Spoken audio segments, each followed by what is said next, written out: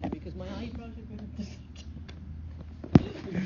Okay, so if we look at the setup-wise is much better now in terms of the posture of the golf ball. We're getting a lot more tilt. Try and get away from that sitting on the bar stool. We said that you want to be sort of squatting down. Okay, too much knee flex means your sort of pelvis is going to be sort of too tucked under.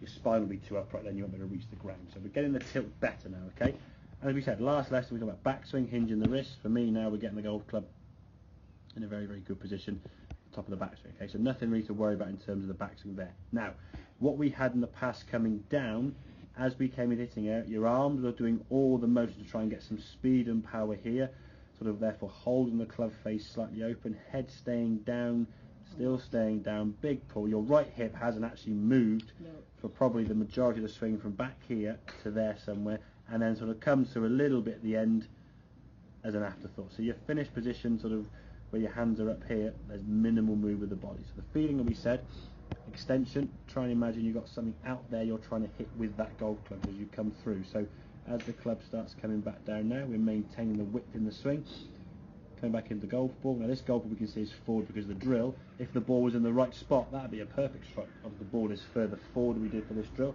to try and get your body moving better. As we swing through, your head now is basically looking at the ball. You see your head is following the ball. Yeah. You can see. Now you're following through. You're keeping the width. Your head's following the ball. Look at the difference in that position in terms of where your arms are, where your head is, looking to see where the ball is. That right knee is starting to kick in a little bit more. That right hip is starting to turn. Your sort of belt buckle now is turning towards target. And as you finish this swing now, you are completely, fully rotated to target. Whereas this one, it kind of sort of comes as a bit of an afterthought now, when my head's look where the ball's gone. Yeah. And then even there, the hips haven't. Round. And again, as you said, look at that. To that. Yeah. That's a much fuller movement. So as we said, the golf swing in its simplistic terms, okay, we're trying to create a circle. Yeah, we're trying to create a circle, okay, and your club wants to basically tracking around that circle all the way. What it did before was your club would sort of swing back on the edge here.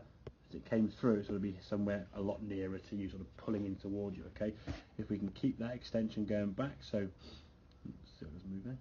Full swing there, so club sort of tracking around that yellow line there now. As it comes back down, keeping the width nice and wide, tracking the yellow line or circle around there, full width up to the follow through. Keep the extension, the body has to move better.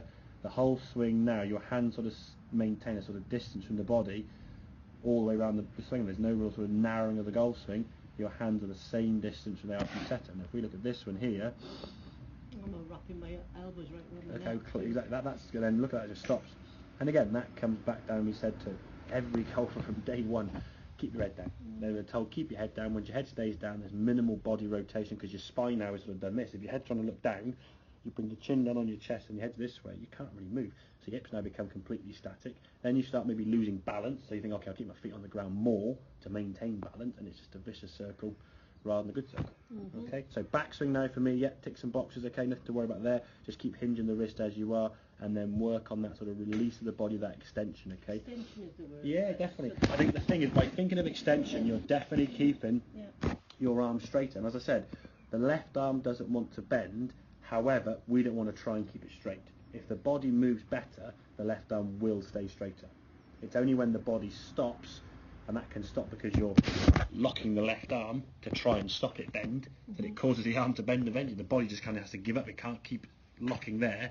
If the body can't move, the right arm it can't reach with the left arm. As you said, the left arm has to then bend, and that's when the club now, when you come into impact, starts doing this sort of very vertically rather than sort of swinging through towards target. Keep that club travelling as long and low as you possibly can.